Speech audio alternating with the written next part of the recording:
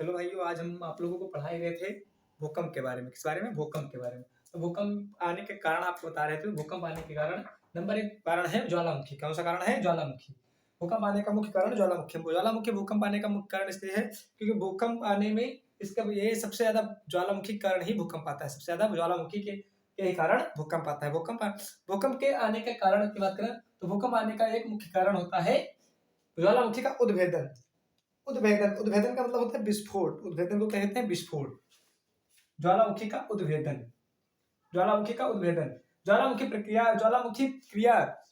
क्रिया है जिसके आने के कारण भूकंप आता है। जिसके आने के कारण भूकंप आता है। भूकंप इसमें किस कारण आता है? उद्भेदन के कारण आता है। ज्वालामुखी उद्भेदन जब होता है तब भूकंप आता है। ज्वालामुखी उद्भेदन जब होता है तब भूकंप आता है। क्या होता है? ज्वालामुखी उद्भेदन होता है तब भूकंप आता है, क्योंकि यह पृथ्वी के भीतर से गर्म लावा और गैस निकालता रहता है। क्योंकि यह पृथ्वी के अंदर से गर्म लावा और गैसें निकालता रहता है। पृथ्वी के अंदर से गर्म गैसें और लावा को बाहर निकालता रहता है। कौन सा? ज्वालामुखी। ज्वालामुखी जो पृथ्वी के अंदर होता है, ये पृथ्वी के अंदर ही ज्वालामुखी बनता है। तो ये जो अंदर गैसें और गर्म गैसें और लावा बनते हैं उसको बाहर निकालता रहता है। निकालने के आसपास की भूपर पट्टी पर, जो भूपर पट्टी होती है, वहां पर बल पड़ता है। जैसे आप नीचे से कोई भी चीज को ऊपर हथौड़ी मारिए, यहाँ पर से ये बोर्ड है, इस पर हथौड़ी मारेंगे तो इससे पूरा हिल जाएगा। ये पूरा हिल जाएगा। इस कारण भूपर पट्टी पर जब ये बाहर पूरी शक्ति के साथ में जब बाहर निकलता है तो भूपर पट्टी पर बल पड़ता है, और जब इस पर बल पड़ेगा तो इसके आसपास के एरिया पर भी ये असर पड़ता है। भूपर पट्टी पर ये बल पड़ता है, इसके कारण ये आसपास पर असर पड़ता है। किस कारण? जैसे कोई भी चीज है तो जब नीचे से कोई चीज पर चोट मारेंगे या बाहर खींचेंगे तो जिस चीज पर आप चोट मारेंगे वो पूरा कंपन करने लगेगा। क्या? कंपन करने लगेगा। इस कारण भूकंप आता है और वह कंपन उत्पन्न करता है। जैसे आपसे बताए तो जो पृथ्वी पर मारेंगे तो वह कंपन उत्पन्न करेगा। जैसे कोई चीज अंदर से मारिए तो कांपने जाएगी या हिल जाएगी। तो हिलना या कंपन करना एक ही चीज होता है। हिलना या कंपन करना एक ही चीज होता है। तो इस कारण बस भूकंप आता है। किस कारण? भूकंप गर्म गैसें और लावा पृथ्वी के अंदर से ऊपर को निकलती है और अधिक भूपर पट्टी पर बल पड़ता है और वह बाहर नहीं निकल पाती, जिससे कंपन उत्पन्न होता है और भूकंप आ जाता है। कंपन उत्पन्न होता है और भूकंप आ जाता है। ज्वालामुखी विस्फोट से सीमित क्षेत्र में ही सही पर धरातल पर चट्टानें टूट जाती हैं। जो धरातल है, पृथ्वी है, इस पर जो चट्टानें, जहां पर भूकंप आता है उस जगह पर मतलब एकदम उथल पुथल कर देता है भूकंप। जहां पर एकदम भूकंप आता है वहां पर कुछ ही जगह पर वो अपने क्षेत्र पर सारी चीजें उथल पुथल कर देता है। क्या कहता है? उथल पुथल कर देता है। विस्फोट आने पर सीमित क्षेत्र पर ही सही, पर जहां पर भूकंप आता है वहां पर वो उथल पुथल कर देता है। क्या करता है? उथल पुथल कर देता है। और ये सैकड़ों हजारों किलोमीटर दूर तक इसका अनुभव किया जाता है।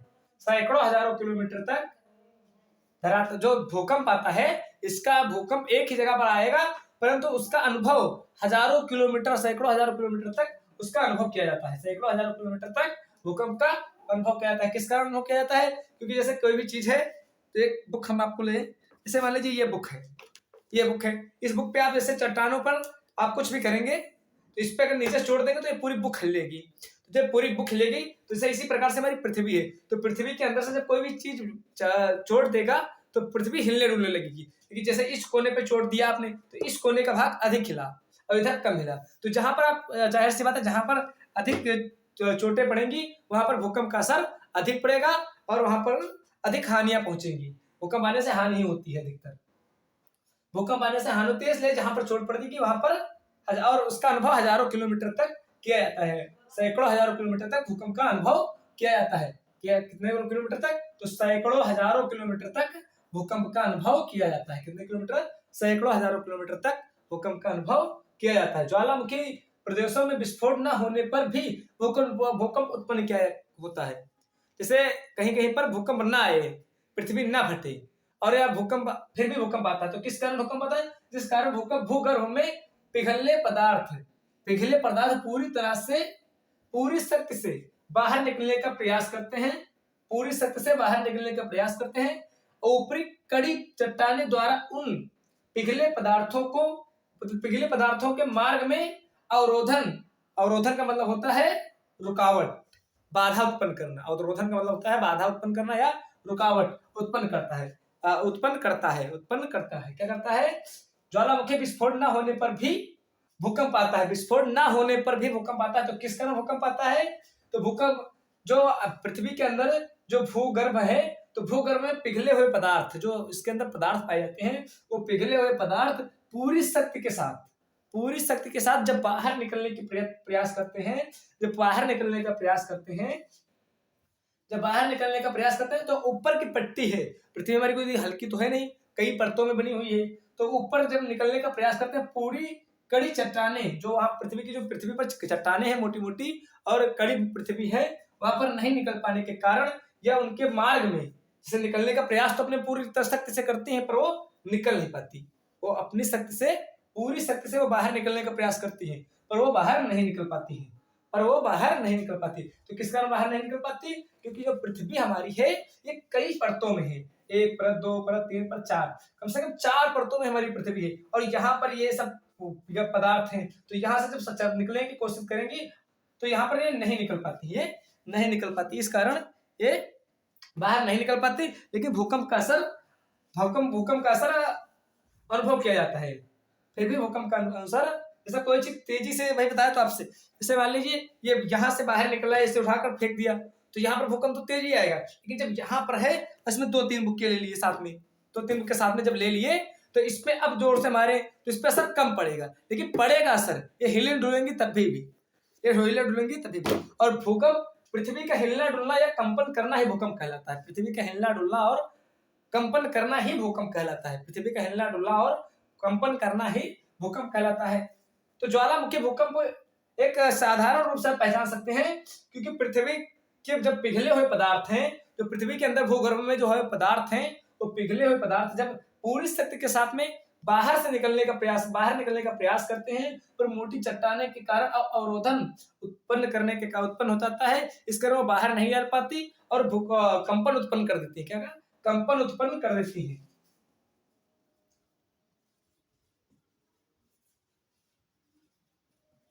कंपन उत्पन्न होता है, उसे हम भूकंप कहते हैं। ज्वालामुखी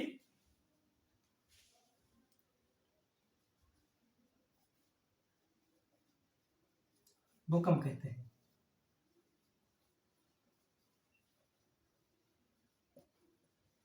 ज्वालामुखी भूकंप कहते हैं। उसे क्या कहते हैं? उसे ज्वालामुखी भूकंप कहते हैं। जापान में भूकंप जो आता है वो ज्वालामुखी क्रिया द्वारा ही आता है। जो जापान में भूकंप आता है, जापान में बार बार अक्सर भूकंप आया करता है, आए दिन पे, 2 महीने पे, 3 महीने पे, 6 महीने पे जापान में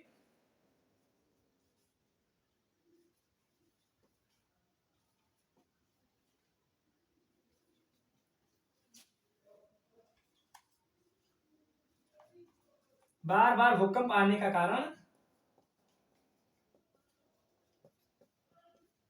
यही है।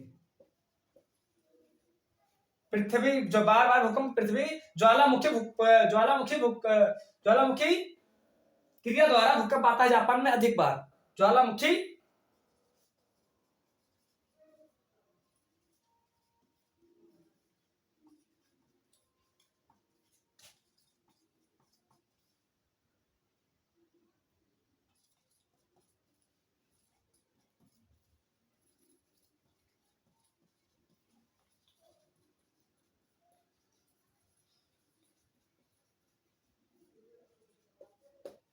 ज्वालामुखी क्रिया द्वारा जापान में बार बार भूकंप आता है। जापान में अधिकतर भूकंप इसी कारण आता है। भूकंप तो कई कारण की बस आता है, कई चीजों के कारण आता है, लेकिन जापान में जो भूकंप आता है बार बार, वो ज्वालामुखी क्रिया द्वारा ही आता है। किस कारण आता है? ज्वालामुखी क्रिया द्वारा ही आता है। आपको बता दें ज्वालामुखी क्रिया क्या है। तो भूकंप आने का एक मुख्य कारण ज्वालामुखी उद्भेदन है। उद्भेदन को विस्फोट कहते हैं, या पिघलना कहते हैं। जो उद्भेदन है, क्योंकि यह पृथ्वी के भीतर के गर्म लावा और गैसों के निकलने के आसपास की ऊपर पट्टी पर बल देता है। ध्यान से सुनिएगा, क्योंकि यह पृथ्वी के भीतर से गर्म लावा और गैसों के निकलने के आसपास की भूपर पट्टी पर बल देता है, और वह कंपन उत्पन्न करता है। जो आसपास की भूपर पट्टी पर बल देता है और वह कंपन उत्पन्न करता है, उसे हम ज्वालामुखी कहते हैं। उसे क्या कहते हैं? ज्वालामुखी कहते हैं। और ज्वालामुखी विस्फोट, ज्वालामुखी कहते हैं, और जो कंपन उत्पन्न करता है इसे हम भूकंप कहते हैं। और ज्वालामुखी विस्फोट ना सीमित क्षेत्र में ही आता है, सीमित क्षेत्र में ही सही पर धरातल की चट्टानें टूट जाती हैं। जहां पर आता है वहां की चट्टानें टूट जाती है, या कहीं देखते हैं जहां पर अधिक भूकंप आ जाता है वहां के मकान या घर, ये सब बिल्डिंगें, बड़ी बड़ी बिल्डिंगें, इमारत गिरने लगती है। जहां पर अधिक भूकंप आता है, जहां पर आता है सीमित क्षेत्र में, वहां की चट्टानें, या चट्टानें का मतलब है पृथ्वी फट जाना, और वहां पे मकान है, बिल्डिंगें, अच्छी अच्छी बिल्डिंगें सब गिर जाती हैं, बड़ी बड़ी बिल्डिंगें, हजारों बिल्डिंगें गिर जाते हैं, और पट्टी चट्टानें टूट जाती हैं, और सैकड़ों हजारों किलोमीटर तक भूकंप का अनुभव किया जाता है, मतलब महसूस किया जाता है कि कितने किलोमीटर दूर तक भूकंप का फैलाव हुआ है, कितने किलोमीटर तक भूकंप का। तो ये हजारों किलोमीटर भूकंप यहाँ आएगा, लेकिन महसूस हर जगह पहुंच, लगभग बहुत किलोमीटर, हजारों किलोमीटर दूर तक ये अनुभव देता है। ये हजारों किलोमीटर दूर तक अनुभव देता है। आप आसानी से समझ सकते हैं, कोई कठिन चीज नहीं है। ज्वालामुखी प्रदेशों में विस्फोट न होने पर भी भूकंप हुआ करता है, भूकंप हुआ करता है। ये भी जान लीजिए, क्या कहते हैं, ज्वालामुखी से तो भूकंप आता ही है, पर भी ज्वालामुखी न होने पर भी, ज्वालामुखी न फटे उसके बाद भी अगर भूकंप आए तो किस कारण बताता है। विस्फोट अगर मतलब ज्वालामुखी फट गया तो वाली जाहिर सी बात है भूकंप आता ही है, लेकिन ज्वालामुखी विस्फोट ना हो फिर भी अगर भूकंप आ जाता है तो किस कारण आता है? तो वह है भूगर्भ के पिघले हुए पदार्थ, भूगर्भ के पिघले पदार्थों का पूरी तरह से बाहर निकलने का प्रयास करना, बाहर निकलने का प्रयास करना, बाहर निकलने का प्रयास करना, और ऊपरी कड़ी चट्टानों द्वारा उन पिघले पदार्थों के मार्ग में अवरोधन या रुकावट उत्पन्न करना। जो जैसे कि जब निकल पाएंगे तो अधिक तेजी से भूकंप आएगा, वो तब विस्फोट हो जाएगा, लेकिन वो नहीं निकल पाती है, इसके कारण कंपन उत्पन्न करती है। क्या कहती है? कंपन उत्पन्न हो जाता है, इस कारण वहां पर भी भूकंप महसूस होता है। ज्वालामुखी विस्फोट ना हो फिर भी भूकंप आ जाता है, क्योंकि वो पूरी शक्ति से पृथ्वी को पर छोड़ देती है, इस कारण पृथ्वी कंपन कर उठती है, कंपन उत्पन्न करती है, और इसे हम भूकंप कहते हैं, उसे हम भूकंप कहते हैं। और ये अधिकतर कहां पर आता है? तो जापान में या बार बार भूकंप आया करता है, जापान में या बार बार भूकंप आया करता है। और दूसरा भूकंप आने का कारण क्या है? तो भ्रंश एवं संपीड़न की क्रिया, भ्रंश एवं संपीड़न की क्रिया।